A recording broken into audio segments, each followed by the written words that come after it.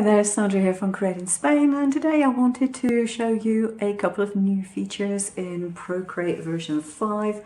I'm using the beta. I don't know when the official version is out yet, but it's going to be really great when it does come out for both animators and for artists and for people like me who use it for crafting. So I've imported a photograph here just by tapping on the spanner and choosing to add photo. This, in case you're wondering, is a photograph of an acrylic pour that I did on top of ceramic tile, just so you know. So I'm going to go into the spanner icon again and go to preferences and choose, down here we have animation assist, and that brings up a little menu down here. So I'm just going to tap that off. So this is going to be my background for my animation. Now the difference is that previously I would have had to have copied and pasted this into every single layer. You don't have to do that anymore. What you do is you double tap on the layer that you want to make your background and you tap background like so. This now sets it as a background layer and it will stay there until your animation is completed. So that is brilliant. You can also do the same with a later frame and put it in the foreground.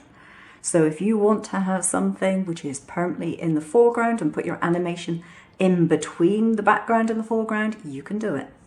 So great stuff. To add a frame on this, you can tap on here, or you can go to your layers and you can add another layer in there for another frame. So choice is yours. Right, so I'm gonna go for palette and I'll go for a bright pink because that should stand out pretty well, I would think. Yeah, that stands out a bit better. So I've got a little teardrop shape up there. And what I'm going to do is just tap and hold on here and I get my copy and paste menu. So I've got my copy and then I'm going to add another frame, tap and hold, do a paste, and I can move this one and I can make it a bit bigger if I want to. And I just need to do this again. So tap off there. Tap on here, copy, add a frame, tap there and paste. Make this one bigger. I've got something else selected in there, so I don't know what I did there, but obviously got something else in the selection.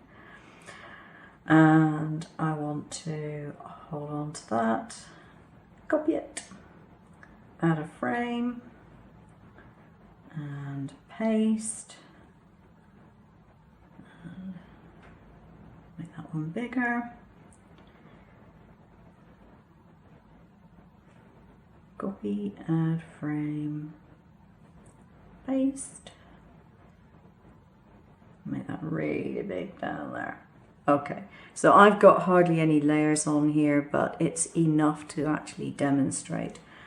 So each one that I put down you can see because there is an onion skin setting in here. If I go onto here, we've got the frames per second, which you can move up to the maximum, which is about 60 frames a second. We've got onion skin frames set to the max, so that's the maximum number of onion skins that I can have, whatever that might be. I don't quite know. What's that? Oh, right, about 12 onion skins.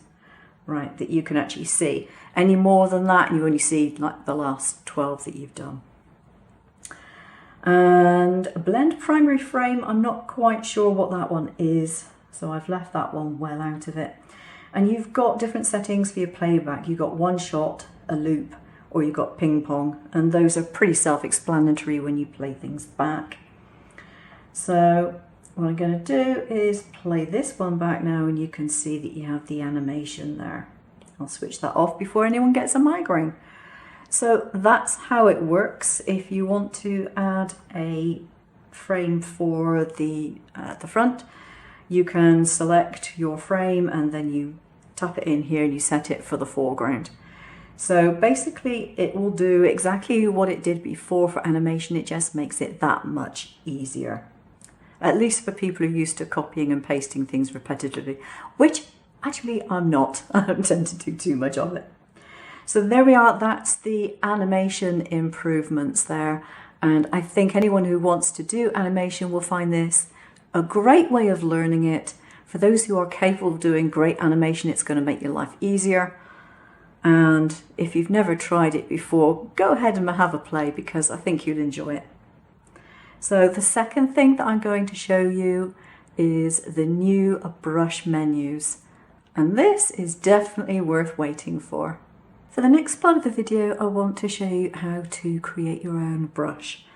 Now, I've got a very simple drawing of a leaf here, and what I'm going to do is to hold my finger on here, bring up my copy and paste menu, and go to the copy first of all. So I'm now going to tap my brush, go into my brush menu, go into createinspain. I've got a few brushes in here that I've made, and click on the plus button, and this opens up the brush making section.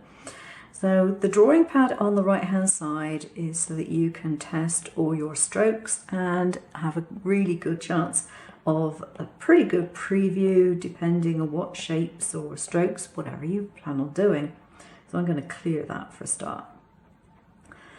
So I want to go into my shape, which is the basis for any brush, and I'm going to go to edit this, go to import, and then choose paste. And here I have my leaf that I've drawn. Click on done and make sure that actually does click off and done. In the beta, sometimes it doesn't actually always click off, and then you find you haven't got your brush saved. So I'm going to go to my stroke path and I'm going to increase the spacing. So you'll be able to see the individual shapes of my brush easily. And the other thing I'm going to go to is, I think it's on properties, yeah, the maximum size. I'm going to put that up from 100% and whack that up so you can see it easier. It's just so you can see. All right. Now, this would be classed as done. I could change the grain. It's got a plain grain at the moment, i.e. no pattern within the lines. And that's fine as far as I'm concerned. I'm perfectly happy. Now you've got all your other usual suspects for your making your particular brush. Under the about this brush, however, you can put in your brush name. This is untitled at the moment, obviously. You can put in made by and then put in your name. You can even sign it. And the other thing you can do is create a reset point. So this is if you're going to export your brush and sell it, for example, that gives someone the exact brush settings that you made your brush under. So, you know, what you've got in your settings is what the brush will be exported with, and that's what that actually means. So you can, you know, name it and do whatever you need to there, or you've got your rendering, your wet mix, dynamics, the Apple Pencil settings, stroke path, tape, all the rest of the usual suspects are there. But there's a new one, and it's called color dynamics.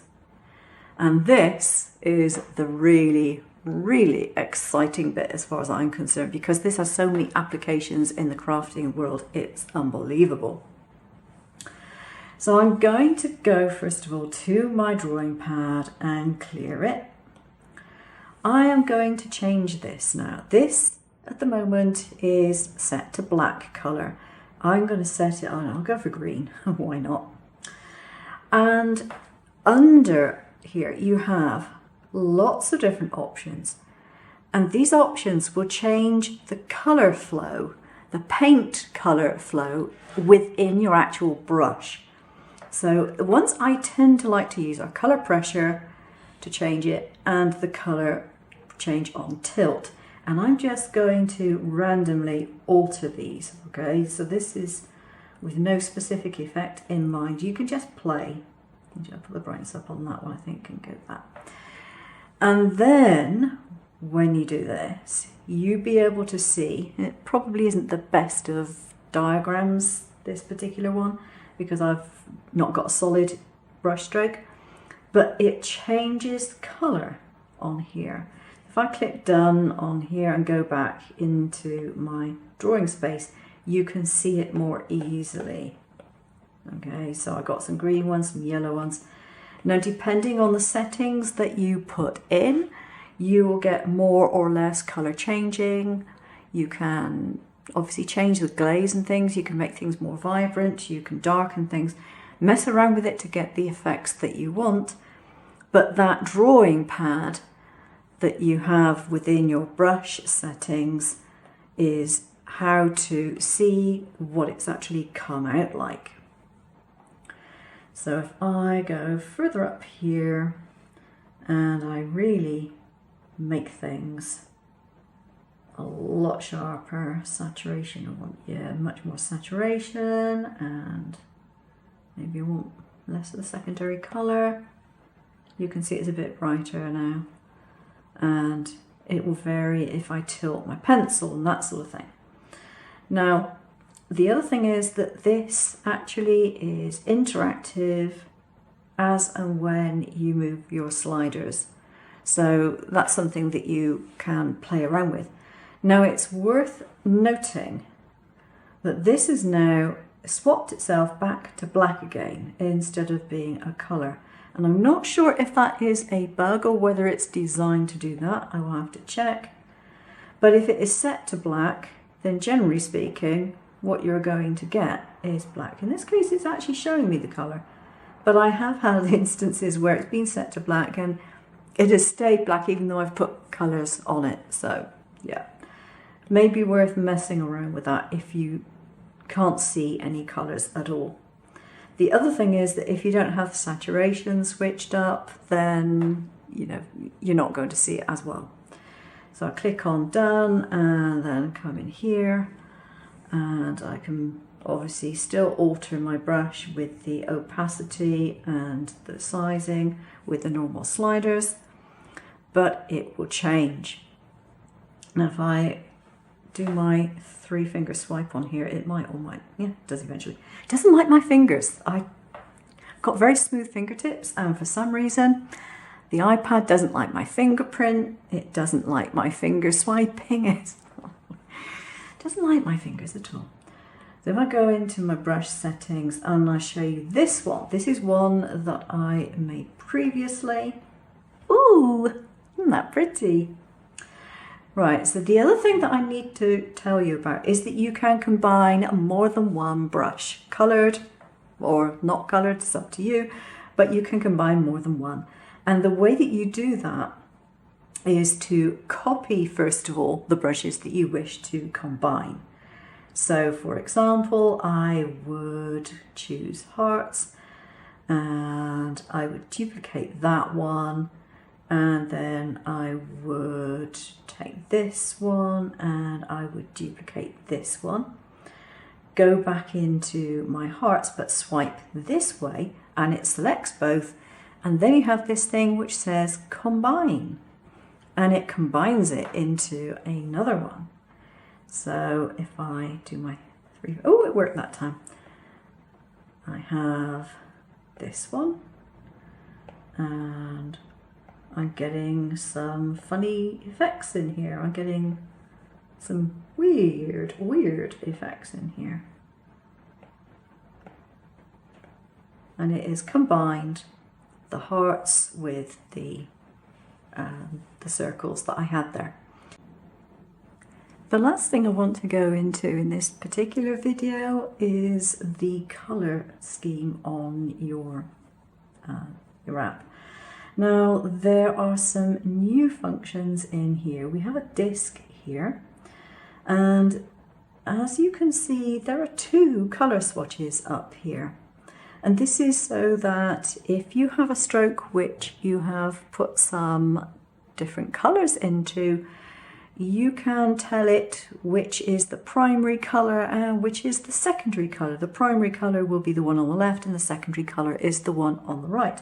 And you can choose those and alter them to get whatever effect you want. If I come in here now, you can see that the colour has changed. Whoops, let's do my swipe again. Like so. if I come in here and put it somewhere else entirely, different color scheme, I think I'll go for that one. And there we go.